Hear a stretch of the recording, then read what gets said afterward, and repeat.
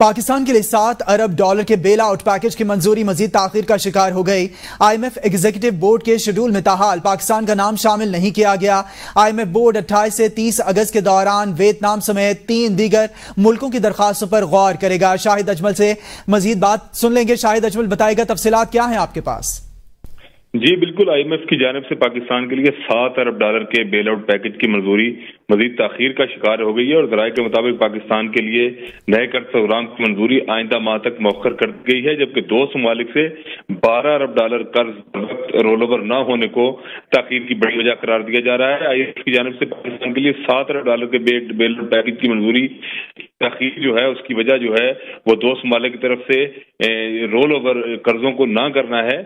وزارت خزانہ کے ذرائع کے مطابق IMF ایگزیکٹو بورڈ کے شیڈول میں پاکستان کا نام تاحال شامل نہیں کیا گیا اور ایگزیکٹو بورڈ 26 سے 30 اگست تک ویتنام سمیت 3 ملکوں کی درخواستوں پر غور کرے گا۔ وزارت خزانہ ذرائع کا IMF نے بورڈ سے پہلے ایکسٹرنل فائنانسنگ کی یقین دہانی شرط رکھی تھی اور پاکستان کے پاس سعودی عرب کے $5 ارب کے $4 اس پر ڈپازٹ ہے اور حکومت 3 ممالک کے ڈپازٹ رول اوور کرانے اور کمرشل قرض کی ری فائنانسنگ کے لیے کوشاں ہیں، جبکہ پاکستان کو سال کمرشل قرض سمیت مجموعی طور پر $26 ارب 40 کروڑ کی بیرونی ادائیگیاں بھی کرنی ہے۔